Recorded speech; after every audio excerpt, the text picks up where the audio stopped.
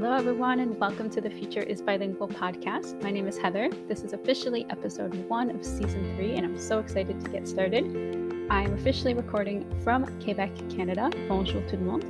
And my guest is also living in Quebec. His name is Tetsu Yung, and he is a well-known polyglot and multilingual father. He hosts an event called LangFest, which is a language conference that takes place in Montreal when we're able to meet in person. He's given talks at conferences such as the Polyglot Conference. He has a website, a YouTube channel. He also hosts Raising Multilinguals Live, which takes place on Facebook and YouTube. Every 2 weeks, they interview a well-known researcher in the field to give us some great tips and advice and knowledge about raising multilingual children. So Tetsu is a wealth of knowledge, and we are going to talk all about his own personal experience growing up multilingual, as well as how he's raising his 4 children in 5 languages. So you know you're going to get lots of good information in this episode about parenting, about multilingual parenting, the struggles, the good, the bad, the ugly. It's a very fun conversation, so I'm not going to talk anymore. I'm going to let you enjoy the interview, but make sure to check out the links in the show notes because you can find Tetsu in many places. And if you're curious, you can Google Ask Tetsu and you'll find him, Tetsu. Let's get to the interview.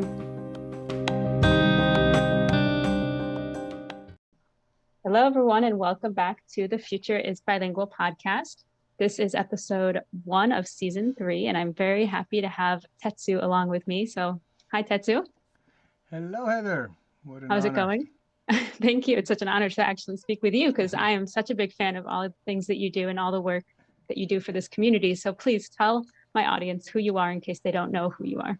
Well. That's overwhelming. The feeling is definitely mutual. Thank you.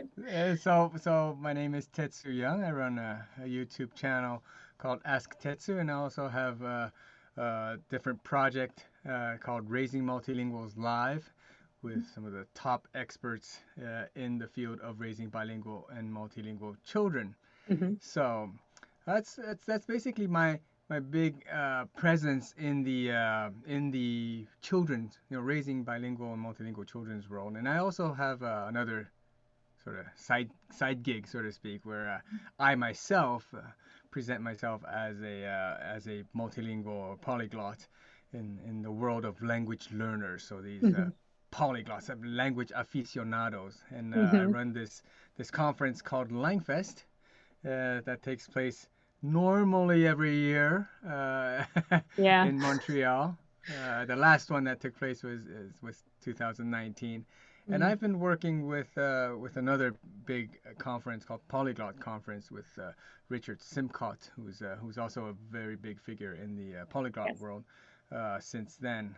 Yeah. So, and that's where I first met you. Was the Polyglot Conference was online in October, and that was the first time that I kind of got to know everybody in the community. So yeah, I'm kind of new to this community, but I really like what you're saying about how we have, especially as parents, we have our own role as, parents of multilingual children. And that's kind of this whole side thing that we do, focusing on how our children are developing. But then we also are multilingual, most of us who are raising multilingual kids. And we have this whole other role as our own polyglot selves or our own multilingual selves.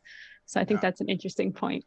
I definitely think as multilinguals, as polyglots ourselves, having gone through, either growing up in these different languages or having learned these different languages, does give us a tremendous advantage, head start, so to speak, in terms of how we can raise kids to speak different languages.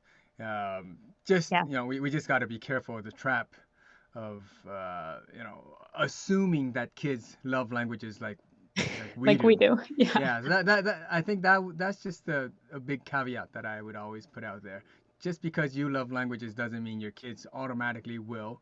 So raising kids in different languages do take a different strategy. Yes, at least at the beginning. That's a very good point, and I think that's not just for polyglots. I think that can happen with any type of parent if they're in love with a sport and they want their child to learn to play that sport and love that. It could, it can happen in many domains, but I think that's a very good point because kids can learn to speak multiple languages and that's just part of how their life is because they need them, but they might not love them the way that we as these polyglots who love studying languages do. So I think that is a really good point. It's definitely a great analogy, I think.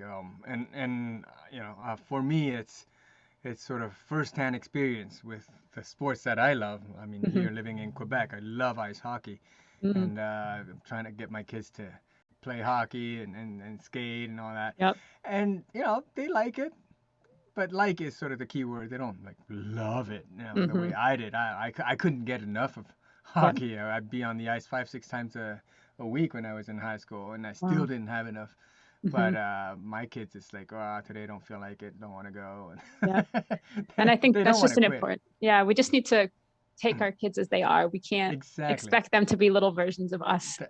That's so true. That's so true. But it's such an easy trap to fall into. Oh, for sure. And but it's good to realize that and be conscious of the fact that they're not carbon copies. No, that's a great starting point. And all our little individual children. And tell us about your family. How many kids? What languages do you speak?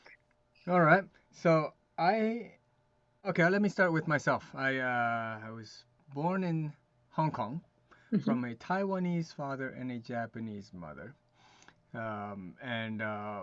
They met in Hong Kong, and I was sort of just came to this world in Hong Kong. But that's pretty much the only connection I have with Hong Kong, as our whole family really just moved back to Taiwan when before I turned 1. So I don't remember anything about Hong Kong. Just my childhood has been in Taiwan, and I went to an American school in Taiwan. So in Taiwan, some of you may know it's the official language is Mandarin. So I always speak Mandarin with everybody on my father's side, the relatives on the father's side, friends, neighbors. Everything is in Mandarin. And then my mother being Japanese, I always spoke Japanese with my mother, uniquely, exclusively. And I went to an American school where I was introduced to the English language. I think I was 6. Wow. So. Did you have courses? Sorry to interrupt. Did you have courses that were also in Mandarin, or was all your schooling in English? Yeah, I would say 95, 97% English. We had 1 hour Mandarin lessons every other day or. Wow. So you didn't. I just can't even imagine. Like you're living in a society. So you learned to read Mandarin, obviously. Or how does that? I just feel like you would need more time. Like people talk about the characters being so difficult. Exactly. So here's the funny thing. I don't really know why I read Mandarin. I have my hypotheses. I've never like learned to read actively. So at the elementary school, I mean, there's just so much you can do in an hour. It doesn't seem like a lot of time. It's not. And I think we may have learned the alphabet. It's all very blurry in my mind, but I do remember a very specific moment when I was probably about 5 or 6, and I had a friend with me, and for the first time in my life, I took a bus on my own with a friend. Wow. And I needed to read the characters on the bus, the signs to know where the bus was going. And so these were, the buses that I take with my parents every day. So I sort of learned to figure out which ones. And I remember being able to read it at that point. Wow. Now, there's I mean, these are simple characters, I presume. But still, still. And all the programs in Taiwan have subtitles. So everything is on the screen all the time. And I think I began, to recognize the characters through that. And also going to Japan every summer when I was young. My parents would send me to Japan to strengthen my Japanese, to connect with my roots in Japan. And I remember watching TV all day long, and I needed to watch, go get the program guides on the backside of the newspapers. Mm. And We're there's no dating interest. ourselves, Tetsu, with these with these facts. That's right. That's right. I mean, no internet, of course, The in those 20-year-olds days. listening are like, what are they talking about? Newspapers? Yeah, I remember going through those like line by line and then trying to Hmm. figure out what the characters were and reading, these mangas and Yep. and just sort of slowly began to learn to read. You absorbed it. Yeah. Yeah, it's this osmosis, I guess. Hmm. I mean, all this is very well aligned with what Stephen Krashen, this big professor Yep. who came up with the theory called comprehensible input. Hmm. What he says, you Yeah. just basically read, and if you're interested, you're gonna figure it out. Right. And it's all content based rather than grammar based. Hmm. So if you're interested in the contents, you will eventually develop, linguistic abilities to Yeah. comprehend.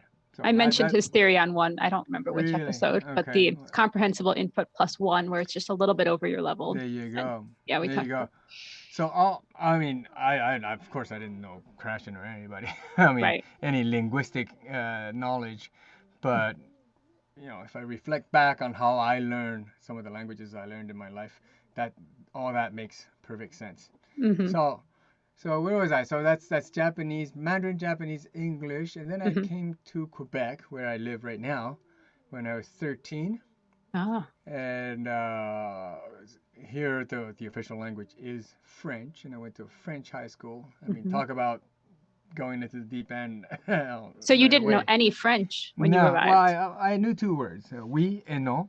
Très important.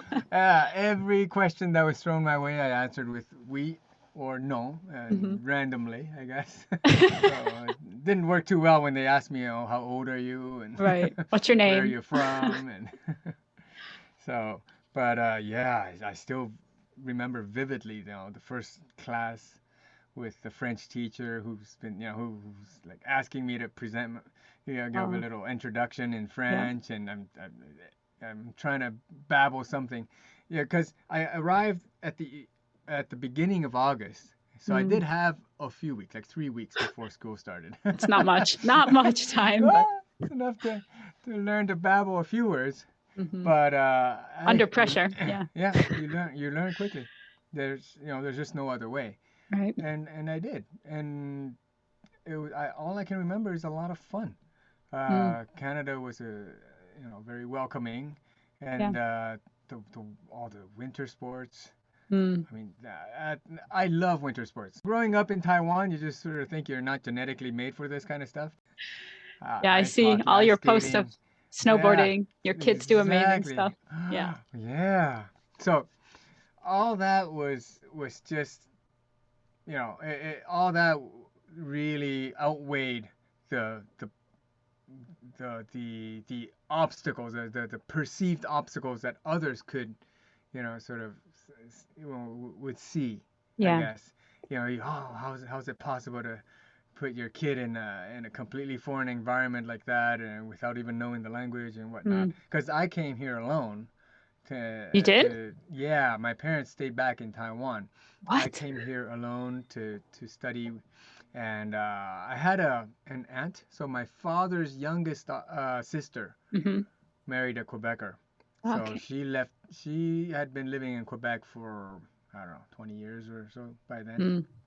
And I came to live with her. I mean, I had never met her, but she was, Wow. She's family. Wow. she's family. So I stayed with her for the first year, and then from the second year on, I was at the boarding school. So in Quebec, we have a system: 3 years of high school, well, Hmm. 5 years of high school. It's like junior high, 3 years, and 2 years of high school. And then you Hmm. have a system called Cégep, which is 2 years for university.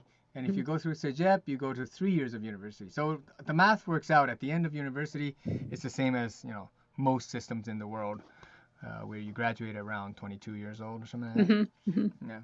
So yeah, I came in here and I stayed with my aunt and her family, Mm. and and the rest is history. And you didn't feel homesick for either I Taiwan or Japan or No, not really, not wow. really. It's, Mm. I don't know. Is it an attitude thing? Is it a personality thing? I just had so much fun. You enjoyed the adventure. That's good. Exactly. And how And about English in Quebec? Just because I'm curious. mhm, We're about to move there, and my husband okay. speaks some French, but not too much. Like, how easy is it to if you like when you first were moved, It you I first would moved I to would use say it English? really depends on where you go to. Hmm. So if you go to Montreal, the big towns, Yeah. Montreal and well actually Montreal. If you go to Montreal, your English will be very useful and well understood pretty Mm. much everywhere on the island. But if you go outside of Montreal, then the further you go, the less people will understand. If you Hmm. go to somewhere like Saint Jean, which is like 3 4 hours north of Quebec City, Hmm. then you're really gonna There's no way. be, Yeah. it's gonna be really hard to find somebody who speaks, any level of English. Hmm. So it really depends. It really Yeah. depends. Although I would say that lots of Quebecers now are sort of conscious of the fact that they need to, more and more they need to have English in Hmm. their curriculum, I guess, curriculum vitae to really Yeah. work and have a good future. So many kids are starting to embrace the bilingual education and Hmm. whatnot. So Yeah. I'm not too worried because we're in Ottawa area. So yeah, we're in Gatineau. So my husband can just hmm cross over to Ontario if he's yeah. So feeling. yeah. Well, if you're in Gatineau or Hull, or Hmm. there's many people there who came from Ottawa or Exactly. and who are conscious of the fact that it is a bilingual country Yep. after all, and they have many friends from Ottawa, and so Ottawa's, I would say, perfectly bilingual. Which is It's so cool. Yeah. yeah. It's So wonderful. anywho, that's that's that's where I am in terms of I think we're languages. missing one language that's part of your Yeah. family. Hang on, where was I? So I have English. I told you about English, Japanese, Mandarin, Mandarin, French. French, and I learned Spanish Hmm. when I was about 18. I was going on a trip to Ecuador, Hmm. and I had my good friend was doing a 1 year exchange in Ecuador, and I thought, I'll go visit. And Nice. then I figured if I'm gonna go visit, I might as well learn the local language. Mhm. And I found out that it was Spanish, and without knowing too much, I just bought a little guidebook Yep. which had some phrases here and there and a little, very basic grammar. I went through that thing and I went down to Ecuador, and I found out that I could sort of understand, but I couldn't speak. Hmm. And over 2 weeks in Ecuador, I just sort of blabbered and talked to you know locals, especially the grandpas, grandmas who had Hmm. time to talk to me, Oh, and somehow made it work, yeah. and and I've just been in sort of that situation where yeah, you understand like most of what hmm they're saying, you can nod yeah, along and like they'll yeah, happily keep talking to you. And you're like, yeah, I exactly, think I get what you're saying. Keep going. kind of, yeah. That was me with Polish And for many years with my mother-in-law. well, I would assume Polish is going to be much harder than Spanish Right. But I've been in for an that English situation speaker. with All right. many languages where you just kind of beginning to understand, but Yeah, it's an you don't have exciting to say place to much to be. keep the conversation going. You Uh just kind of, huh. yeah. Yeah, and then something just strange happened on my way back because I, in those days I really decided late, so I couldn't get any flights Mm. or flights at a reasonable price to go down to Ecuador. So the travel agent in those days arranged a wicked trip where I took the train all the way down, What? to Miami from Montreal. That's Wow. yeah, that's like a 48-hour ride one way, Oh my God. and then on the way back another 48 hours from Oh Miami God. to Montreal. Hey, I It's didn't have money possible. yet, but I had time. Right, So, right. and on the way back, I remember, you know, talking to people going up from Miami. I mean, there's lots of Cubans there and Hmm. many people Hmm. who speak Spanish. And in the train, I just, I would overhear some conversations and just jump in and sort of start talking to people. You And must be an somehow it extrovert like just, me. I am an extrovert. Yeah. Yeah. And All the and introverts listening somehow. are cringing with fear. How could you do that? But yeah, I I totally do know. that.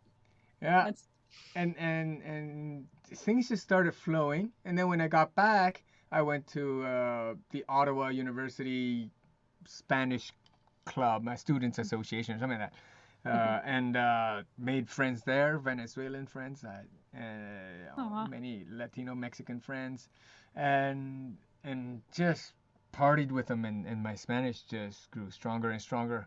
And before you know it, I was picking up gigs as an interpreter in Wow. Spanish and whatnot. So Look at that. That's great.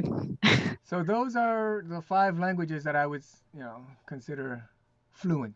Okay, I Myself have a fluent. question Go that ahead. wasn't a prepared question, but Mm, this just because you mentioned different you've been, different places with Spanish, so like yep. Ecuador, Yep. Cubans, Venezuelans. Do you, and I know you have contact with people from Mexico. So like, do you Absolutely. feel like you Hmm. have one accent or do you feel like your Spanish is like a mix? People always say I have a Mexican accent. I've Okay. never been to Mexico. That's the funny part. Oh, that's But but I guess my biggest exposure is to Mexican Spanish because hmm just the sheer number of Mexicans here in Quebec. yeah. Most of my friends were Mexican, Mm. and also when I was in at the university, I was watching these Mexican channels, and Yep. most of them Most are of them are Mexican. Yep. yeah, so like Univision and Jorge Ortiz de Pinedo and all these hmm guys they're all Mexicans.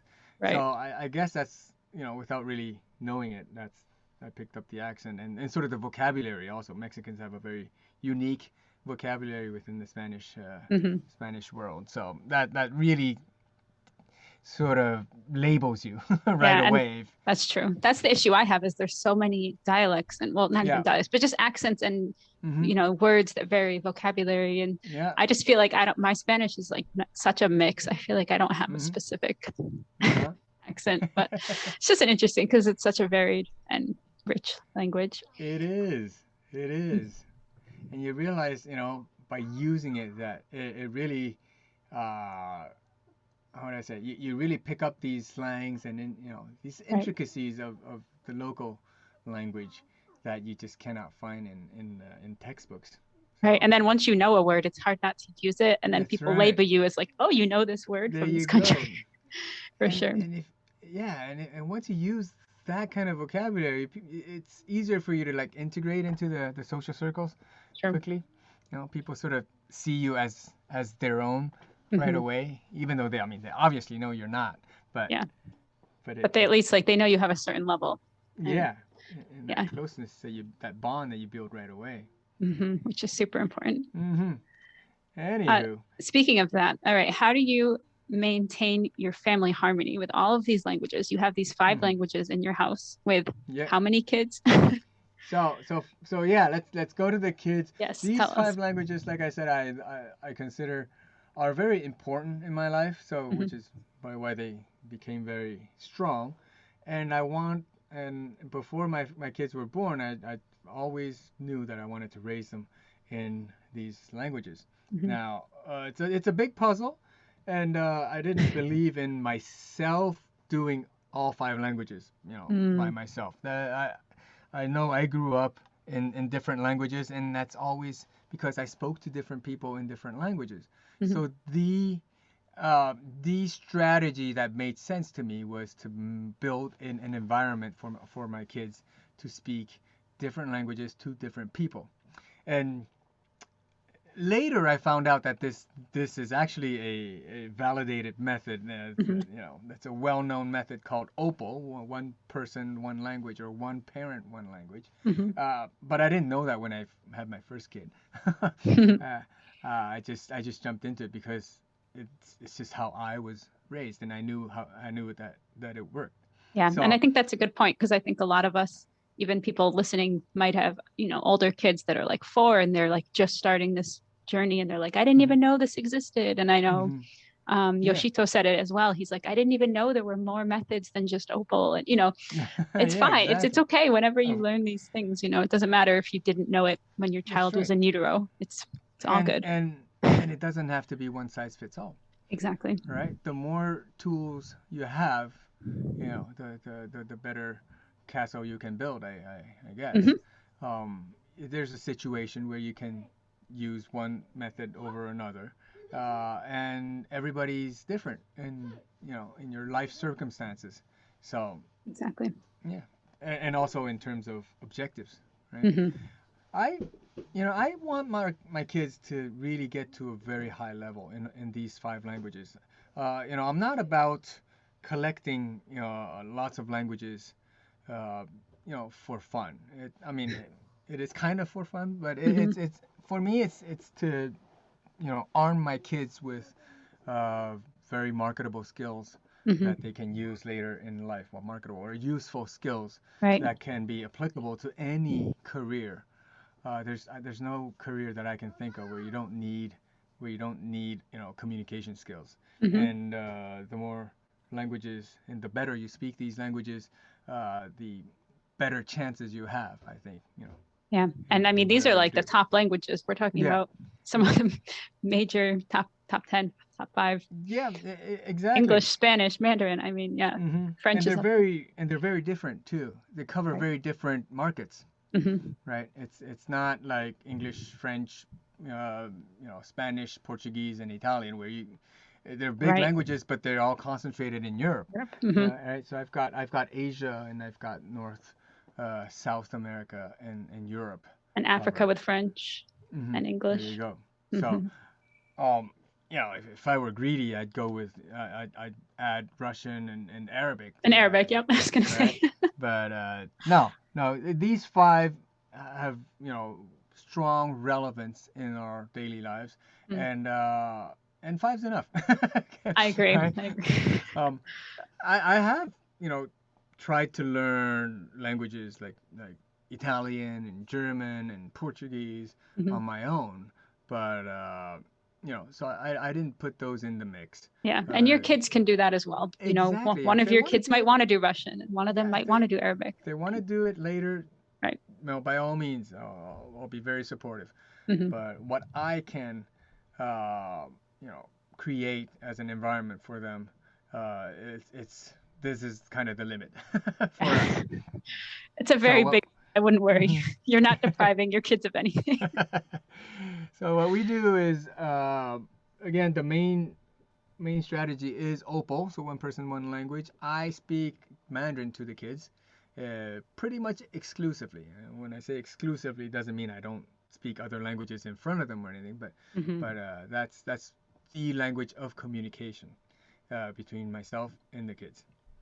Automatic, Hmm. whatever language they're speaking with other people, if they turn around and talk to me, it's automatically Mandarin. Hmm. And the same goes for Japanese with my wife.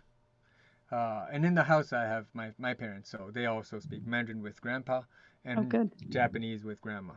Okay. Mm, perfect. And then living in Quebec, they go to school naturally in French. Hmm. So that's their educational language. And and then and living in Quebec or in Canada, English is present. Hmm. There's lots of sources for English, including obviously turn on the TV, and Yep. most of what they watch, or almost everything that they watch, is in English when we're here in Quebec. Hmm. And then they some for certain activities where we need a coach, like horseback riding or skating coach, or if we can, we'll go out of our way to find a coach who's perfectly bilingual or who's actually an anglophone, Uh-huh. and get them to speak only English with the kids. Mm. Yeah, to So give it a little English, bit more because French yeah, is, yeah, dominant eh, school language.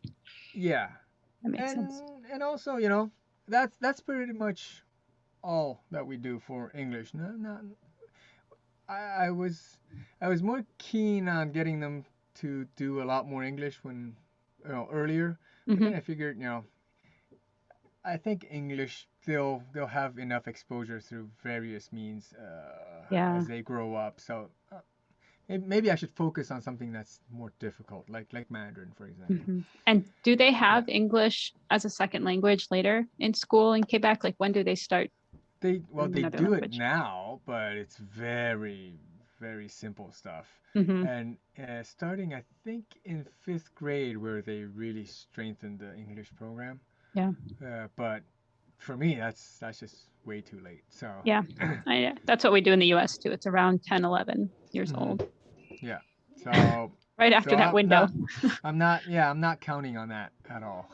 Mm-hmm. Mm-hmm. And the fifth language, so Spanish. Here's I think this is the one that's really one that we go out of our way to do a very artificial way of creating this environment, and that is to bring in what is called au pairs. These are it's basically a live-in nanny, Mm-hmm. and we bring them in from Mexico. So And how they long come do in they and stay? anywhere from 6 to 12, 8. What's the longest? 18 months or 15 months, I think, was the longest one-time stay. Mm-hmm. I've had au pairs come back. In fact, we have one that's coming back. Aw. She was with us in 2018 to 2019 for about a year. And then Wow. she was with us earlier this year from January to March before we went to Japan. And then Mm-hmm. she's coming back again at the end of August Oh, until that's so nice. next January. So, you know, we build great relationships and great bonds with these boys and girls, Mm-hmm. and they take care of our kids in Wow. Spanish. And how do you feel about all the languages? Like, are they intimidated that everybody's kind of like speaking all these languages around them and they don't understand? As in the au pairs when they come. Yeah, like are they coming to Canada to learn French or English? And then Yeah. they're like, So, oh, everybody's speaking Mandarin, Japanese. well, obviously, I don't, you know, keep that as a secret while we're, doing our interviews. Hmm. We interview them a few times before they come, Hmm. and I explain I'm fully transparent on how we are here, Yeah. and we tell them that if you love languages, this is a great place to be. And yes, their objective is mainly to come here to perfect their English. Sometimes they know some French, so they want to Hmm. perfect that. And when they come, the exchange is that they speak exclusively Spanish with the kids, Hmm. and the adults will speak English with the au With them. pairs. Oh, Yeah. okay. Okay. So That so makes we get sense. the best of both worlds. Hmm. Yeah. I learned from my first au pair. Like the first au pair, I only spoke Spanish with her. Hmm. Um, and yeah, we got her English classes and French. Did she do French? Yeah, she did French classes also. Uh, but I figured why they're not here for For me to Spanish. practice my Spanish. Uh, and I only take out my Spanish when it's something more serious. Like if Hmm. there's some things, some problems, want to absolutely make sure that they understand. Right. That's when I take out the Spanish. But otherwise, we make it a habit. Upon arrival, I let Hmm. them know that we'll be speaking English with the adults and Spanish with the kids. And Great. that's been working out great. We've had 8 au pairs so far. Wow. So, and we've never had to send any of them back. That's great. And some of them So are even coming back. So that's great. exactly. So, Wow. we really focus on making it a win-win, making it a real cultural exchange. I want them to go back, having their lives changed just as much Right. as they changed our kids' lives. So, That's such yeah, a great program. Yeah, it I've is. looked into au pairs before, just out of Hmm. curiosity, like how much does it cost, all that stuff. Yeah, It's a great program. it is. All for it. What is the hardest part about raising multilingual children, and how old are your kids so that parents listening know like how many years experience you have? So, my oldest is just turned 9 in July. And my second is 7, going on 8 in December. Mm-hmm. My third is 4, going on 5 in November. And my youngest just turned 1 in April. Oh my gosh, already. I feel like she was just Uh, born. it's it's insane how time flies. Yeah, especially This pandemic time. ah, it's like every day is Groundhog Day, So Yep. it Yep. just doesn't Well, a year has register. passed. Yeah, 2 weeks to flatten the curve. Right? uh, You meant 2 years. it's good that we can Oh, laugh about it. oh. We're not Yeah. crying, we're Oh. laughing. Yep, yep. I mean, yeah, my life hasn't been changed that much given that I work, pretty much fully online. Hmm. So knock on wood. But I know that, lots of people has had it much tougher than us. Hmm. So just hoping that we get past this pandemic as soon as possible. Right here with Anywho, you. Yeah. mhm. So Anywho, so what's the hardest part about raising these yeah, the young hard, adults? you know, I try to spend a lot of time to make an environment that's optimized for natural use of languages. So that's where I spend a lot of energy and resources on. Mm-hmm. For example, every year we go to Japan and Taiwan in the spring to strengthen their minority languages. Hmm. Um, so those are things that cost a lot of money. Yeah. It's a big shift in our work style and lifestyle overall. Yeah, So it's a huge those commitment to do it that. is Hmm. it is, and I've had to make big changes in my career to accommodate Mm. this lifestyle. Uh, I you know Upon getting married, I knew that I had to make big changes to my career, Mm. and right away I changed companies when I got married, Hmm. and when I had my third kid, I scaled back. I sort of reduced the working hours, uh, but That's good thankfully, that you could. Yeah. exactly. Thankfully, the company has lots of it's very flexible on the work-life balance. That's good. Yeah, and my boss is very understanding, Mm. though he's always asking when are you coming back full time. But yeah, About 18 uh, years. exactly, exactly. I'm fully transparent with him. I tell them, this is the kind of life that I have right now, and I just don't see going back full time Right. anytime soon. So Yeah. that it's a risk. Maybe the company would say, well, then we don't need you. Mm. Uh, but it's a calculated risk. I do make sure that I can survive for a good 2-3 years with Right. even if I were to be canned tomorrow. Hmm. Hopefully um, not. Knock on wood. hopefully not. I mean, it's been 5 years that I've been living like this since 2017, so I'm going Wow. on 5 years now. That's great. And so far so good. And it's working out, and I'm very Hmm. grateful to my company and this lifestyle. I just can't ask for more. Uh, That's it's, great. it's, but like I said, yeah, so those were kind of the hard parts. Not the typical obstacles that I see a lot of parents face, which is like kids refusing to learn the language or Hmm. that kind of stuff. From a language perspective, I don't think I've had it so hard, That's good. and Yeah. I sort of feel that it's because we've really done the groundwork and really prepared the stage. Hmm. Before they were born, all the planning, and after after they were born, getting all the pieces in there Right. to And make being a consistent. exactly, yeah, It's a yeah, very sort of important part. Hmm. create a smooth running machine, well-oiled machine, so to speak. Exactly. That works for And you, works for ex- them. ex- exactly. So Nobody feels strained. Yeah. yeah, that's a very very important point. Hmm. So we don't force our kids to speak a specific language or learn a specific language or to study, Hmm. God forbid, uh, Yeah. a I totally language. agree. Kids should not have to be sitting doing Hmm. worksheets at this Yeah, age. they'll be able to Your do older that ones. later in their life Yeah. if they want to. Right. And if we do ask them to do certain drills and exercises, uh, it's when we do that, it's we try to make it as fun as possible, Hmm. gamify it, Yep. um, Yeah. Like and Yoshito's new book has all those there great you go. ideas. Yeah. That's right. That's There's right. ways to do it Gamify. that are good for Uh, kids, that are enjoyable yeah, for kids. give Yeah. them goals and objectives. And sometimes you bribe them. You know, yeah, Like all it's good. not a Yep. it's not a sustainable method, but you know sometimes you can. I mean, it's We've okay. all been there. Oh yeah. Yeah, it's okay. Yep. So, Love it.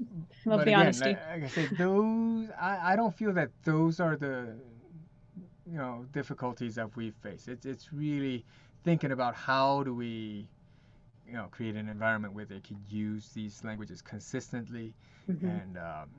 and the answers were opal, and then also with the au pairs, and also with going to Japan and Taiwan for 4 months of the year. Yeah, that must really And solidify it because it's yeah. so much more real. And I think you've mentioned your kids actually are in school in Japan because they're still Hmm. on in school when you Correct. guys were over there. Correct. The school year in Japan starts in April. Hmm. So we try to go there before the end of April so they could sort of get in At the beginning. Yeah. and at the beginning and make friends right away. And Oh, then we that's go there yeah. every year, same place, same school, so Mm. everybody knows each other. They're not going to a completely foreign environment every year. So they're used to I it. don't know how you balance that. They go for a short time. Like the school is Hmm. okay with it. The school is okay with that So because cool. they're Japanese citizens, so they have Mm. the right to go. Oh, that's great. Uh, yeah, because my wife keeps Citizenship. her registration. Hmm. The family registration is still there. The residency. There's a house Mm. there where she keeps her residency there. Yeah. So she pays taxes, Yes. Okay. and then the kids have the right to go. And why wouldn't they want, Japanese, Yeah, like these little Japanese yeah. kids? Of course, we want you to come learn Japanese. You're living in a There foreign you go. country. Come learn, meet Every friends. year, at the end of our stay, I send out a little questionnaire to the teachers to ask Hmm. them, uh, what were their, thoughts on our kids being there, and Mm. how they see these, you know, quote unquote foreign kids. Right. And it's always very positive. They're always happy to have our kids.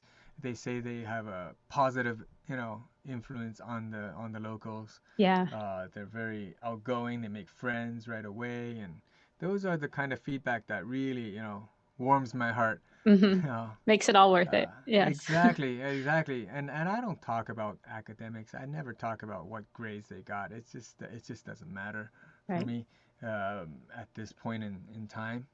I much prefer the teacher tell me that, a good feedback that I love is that they're very adaptable. Hmm. They come in and they just fit in like a Right. local kid, and that is worth gold to me. You Hmm. know, Yeah, they can go anywhere with that skill. that's right. That's They're not shy. They're not getting bullied. Or God yeah. forbid, they're not bullying others. Yes. Right. That Right. would be Um, worse.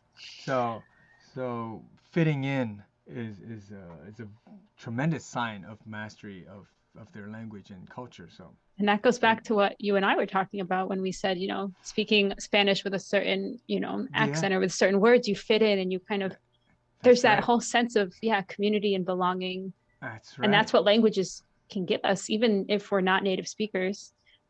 You can still feel like you fit in. And I feel that with Polish now. I feel that with Mm, French.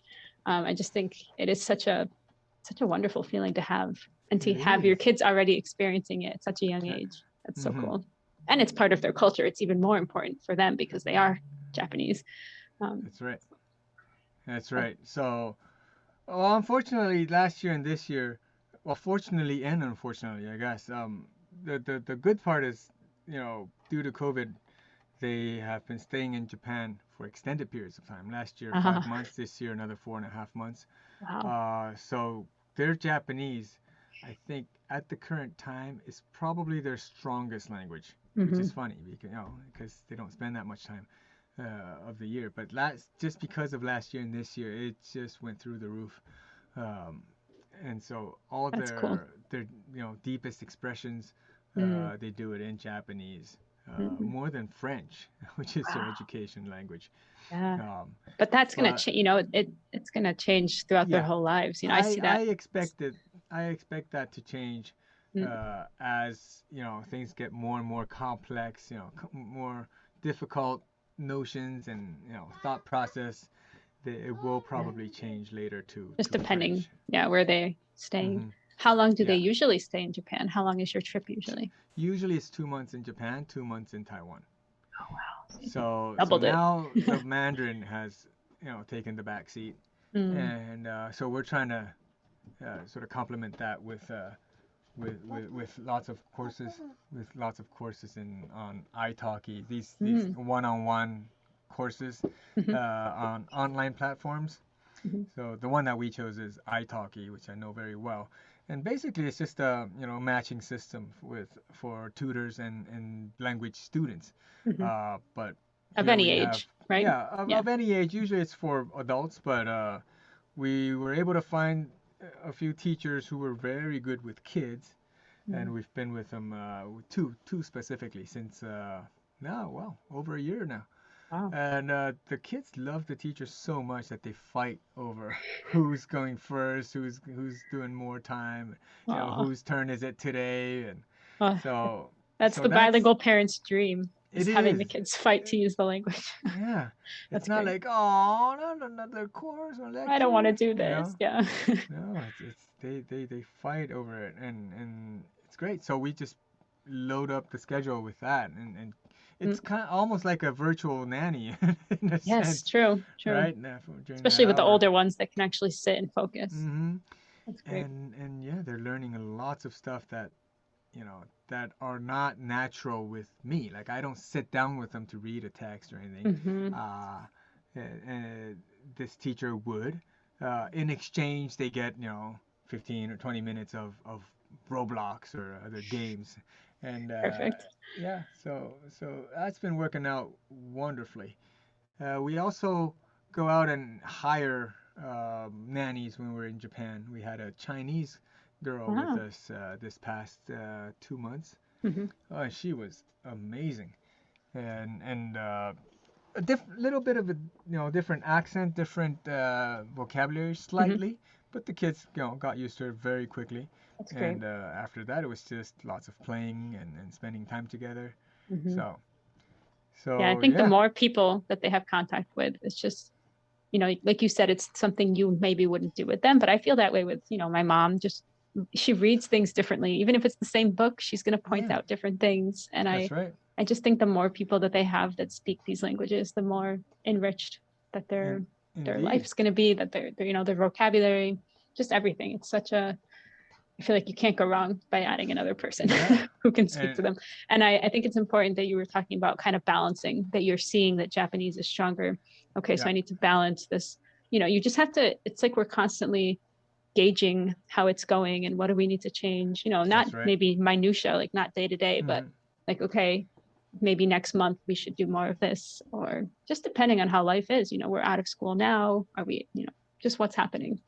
Yeah. I think that's an And important part. It's not this static thing that people think about, like, oh, we just do opal and mom speaks German and dad speaks Spanish and that's it. Like, no, it's I not that, cannot I cannot agree more. because that's a Yeah. very flat two-dimensional. You And I feel like you it's so much more complex. you have to be gauging the situation constantly.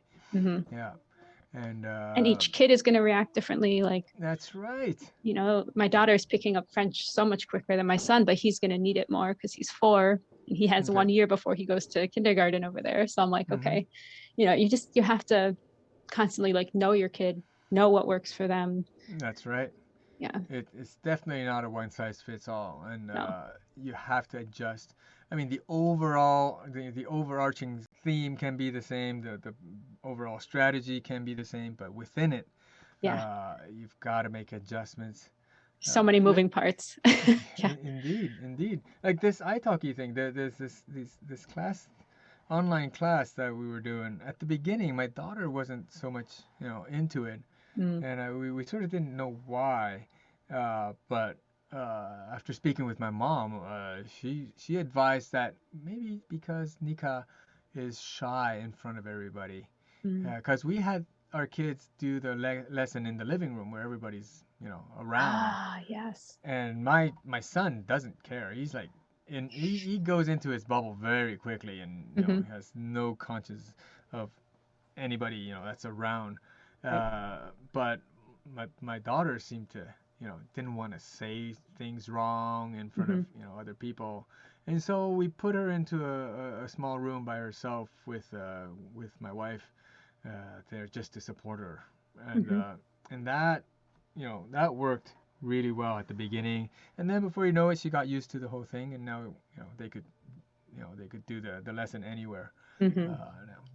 Yeah, just making So it's adjustments so adjustments, important. yeah, micro Mm-hmm. adjustments, macro adjustments. Yeah. Uh, when And the we older found kids out. get, they can talk to you about it too. Like, Hmm. I'd feel better doing Exactly. this. Yeah, it just Hmm. hopefully becomes easier. That's my that's my hope. It is. It does get easier as the kids are able to express more complex thoughts. Mm-hmm. My oldest is now 9, and we can get into some pretty deep discussions now. And something I started recently. I don't know if it's not directly linked to languages, but it Mm-hmm. is in a sense that when we talk about multilingual parenting, I I feel that the emphasis is so much stronger on parenting than multilingual. Mm-hmm. So you need to build a strong relationship with your child, build trust Mm-hmm. in order for them to really accept everything that you want them to do. Mm-hmm. And so recently what I started is a something that I do with my uh, my, my reporting line, my subordinates Mm-hmm. at the company is 1-1 mentorship kind of thing. I take about 20-30 minutes every 2 weeks to talk to my son, just general stuff. Mm-hmm. It's not like on the spot scolding and and whatnot. It's just Like a the past two debriefing. weeks. Yeah. Yeah, well, what's happening, and slowly, I'm thinking about you know getting to him to talk about what he likes in life, what are Mm-hmm. his strengths, his weaknesses. I want to know him like like better, Yeah. and I want to create the safe space for him to be able to tell me like deep thoughts. Mm. The He's 9. one-on-one time. Yeah, Yeah, you can't it's like really do that in a bigger situation. I feel like those have no, to be very it cannot personal, be in intimate front. conversations. Yeah, and it's got to be scheduled. Like it's that time that you take out specifically for this discussion. Mm-hmm. Um, and build a habit. Oh, we just started this when he turned 9 in July, so Mm-hmm. we've had 2-3 sessions so far. It's great, and don't want to drag it out over 2 hours. Just 15, Yeah. 20 minutes, a few hugs, and just Wow. emphasizing how much as parents we appreciate the kids Yeah. and want them to know that they can tell us anything they want in life. That is And such good parenting advice. I feel yeah, like this is the golden nugget. well, One-on-one time, like appreciate your yeah, kid, that you see them. That's all kids want. They just want to be seen and loved and exactly, appreciated exactly, for who they and are. and tell them what was really good over the past 2 weeks. Like I tell them, my oldest, he likes to tell the younger ones how to do this, how to do that, and I tell them how I appreciate him teaching the younger ones Mm, uh, these different things. But at the same time, you can sort of let them know that this way of saying things is not so effective. If you say it this way, it's better, or right. you know, Just and kind of coaching. Hmm. yeah, yeah, and this type of bond, I think, does translate into better language acquisition over time, as they have less tendency to refuse what you want them to do just Right. because you said it. Right. Lots of kids do this, right? They refuse something just because they were told Hmm. to do Oh something. yeah. Yeah. Then you So get into a battle for sure. exactly. So you know, uh, I we think have that's a great battles. point. Mhm. Yeah. I Just that have I have parenting has to come first. I think if we're only absolutely. focused on the languages and not, then you become a teacher, but you need to be a That's parent right. first. Yeah, you need That's to really right. focus on being a parent, using Hmm. the language in your parenting. Correct. But Correct. yeah, I think, and there is like a fine line where I know a lot of Hmm. people talk about the emotional, like if they're using a non-native language, Hmm. like me using Polish, like, well, how can you connect on an emotional level? And I think that depends on your level of speaking in the language. Yeah, But, depends on you the know, kid's age and the also. kids also when you Hmm. started speaking with them in that language. And I do think, we have to take that into an account, that you do need to do what's best for your relationship before you're Yeah, doing what's best for their absolutely. academic level in a language. That's not the goal. Absolutely. Yeah, Yeah. So you don't want to fall in that pitfall of really focusing on academic performance in the exactly. language. Hmm. Yeah, fully agree. Fully agree. Hmm. Any best parts about being a multilingual parent, or just things that love to see, Well, like your kids well, playing or teaching each other? seeing them progress, seeing them connect Hmm. with their roots, understanding and really cherishing their roots is amazing. And I think they can do that because they can connect with our extended family members, their cousins, grandpa, grandma, Hmm. you know, directly in their language. So it's a heart-to-heart connection that can be made more easily, I Yep. think. So that is all. Just that is worth all the effort. Hmm. Of course, I know that with over time, these skills will get sharpened more and more, and they'll be able to, you know, make friends and colleagues around the world. Yeah. And that, I just look forward to seeing more of that. Obviously, when we're in Japan, they have their friends in Japan, Taiwan, friends in Taiwan, and their cousins and whatnot. They're really having a lot of fun. They're very confident in speaking using these languages in those relationships, and I just look forward to seeing that solidify more and more. Mm. They really are global citizens. Hmm. It's great. Yeah, yeah. I mean, all this is before even talking about what the actual sort of economic impact that this would have over time Mm. in their life. I mean, that I'm sure will come, but Yeah. the underlying core is the connections that the human connections that they can make Hmm. with these languages. For me, it's worth all the effort, and I'm already quite satisfied with what I'm seeing.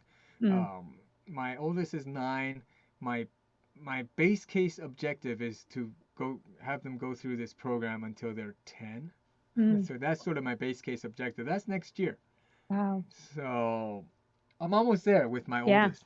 I do hope that we can continue this until they're 12. Hmm. That's, you know, when they graduate elementary school. That's when I left Taiwan, and Hmm. that's where I got cut off from Mandarin uh, almost completely. Mm. Even though I had my aunt in Quebec, but Hmm. I didn't speak Mandarin at all with her. It was always French. Oh, wow. So so I spoke almost zero Mandarin for about 17 years when I came to Quebec. Oh my But I gosh. still had, you know, had the Mandarin in me because I acquired this language when I was young. And Right. that's what I'm hoping to do for my kids. To get them, get these 5 languages deeply Hmm. integrated into their DNA by the time they graduate from elementary school. And then Yeah, after that we'll see. the research does say something about like early adolescence. You at least need to have, because there are cases where people leave a country around 6 and they don't remember. Exactly. Yeah. So it has to be at least until Yeah. those teen tween early Yeah. years. So That's a good goal. my objective is that I'm almost there with my oldest, and I'm already seeing that even if we stop tomorrow, these 5 languages will be with them forever. Yeah, that's a I great know feeling. it is. I've sort of achieved my base case before age 10. He's Mm. not going to forget any of these languages. No. Can get rusty, but it's going to be there. He's never going to lose them, I don't think. Yeah, that's so Hmm. cool. So just putting the last nail on the coffin, so to speak. Terrible analogy to talk about your children. for to nail away the package, putting the last ribbon on the package. Okay, yes, the cherry on top of the There you cake. go. Oh Yeah, boy. People there listening you are like, what are these sayings? But yes, go. no, I mean There you it's a totally normal saying, but geez, just thinking about kids, that's not the analogy I want to go to. Yeah. Oh my But I goodness. still have, 3 more. So Right, my you're my not out of the daughter, woods. exactly. I feel that I'm there. I see the goal line for my oldest, but And after, you know, it's got to be easier too. I feel like it with each should. kid, the It language is should. more ingrained because the other kids Indeed. are using it. At Mm-hmm. first, it's like all on you. Like, okay, I That's have to true. do all the talking and I have to do all the teaching. Yeah. That now you have a 9-year-old, a 7-year-old. They could basically watch those other two kids and teach them. you Yeah, know. I actually do get them to teach the Mhm. younger kids from time to time. Yeah, and they Yes. probably learn better from their siblings. To be That's honest, yeah, yeah, they definitely look up and listen to them a lot more than us. that's right. Unfortunately, but it's Hmm. just the way of the world. Yeah. Any best tips for parents or even future parents who might be listening that want to raise multilingual kids? Maybe not with 5 languages, that's kind of a big goal, but even just with bilingual, trilingual. Yeah, I think the basic premise is still it's the same whether you're learning a second or a fifth Mm-hmm. language. It's to really make create good habits or a good environment that allows you to create good habits. Mm-hmm. Um, Adam Beck talks about the need yeah, being one of the what big, major. indeed, Exactly. yeah, Yeah. need or crashing with say compelling, Mm-hmm. something that's compelling, and Exactly. having an au pair, for example, in the house is a compelling reason for the kids to speak Spanish, Right. right? It's not reading grammar books. Exactly. So Or even just watching something passively is not as compelling as a person you have to communicate with because they that's don't right. have to talk back to a Hmm. TV per se, which is why, we don't always say, okay, just put your kid in front of a TV, they'll learn Mandarin. Like, Hmm. no, they won't, Yeah, unfortunately. there you go. So that's like the key word that I always mention when talking to parents. It's habits. How do you create an environment that allows you to create these habits is depends on your circumstances and Right. your resources, but the main objective is still to set up something where you can just create that habit where you go to one place every day. You set up a routine to go to the Mm-hmm. gym every day, then you do it for 3 weeks and you build that habit, right? Right. Same thing goes for languages. Mm-hmm. Something that allows you to do it easily and repeatedly, Right. sustainable effort. Um, Exactly. that's the Mm-hmm. biggest thing that I focus on. Mm-hmm.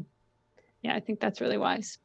And where can we find you? Where can we, if people want to get in touch or just want to watch your YouTube channel, things like that, where can we find you on the internet? Well, if you Google Ask Tetsu, Mm-hmm. I come up on the first page. So all my social media is my handle would be at Ask Tetsu. Mm-hmm. Whether it's IG or Twitter or YouTube, Facebook, it's all Ask Tetsu. So find me Perfect. at Ask Tetsu, and even info at asktetsu.com. We'll get emails sent my way. Mm-hmm. So you have And you have a website, a the YouTube website channel. itself is asktetsu.com. Perfect.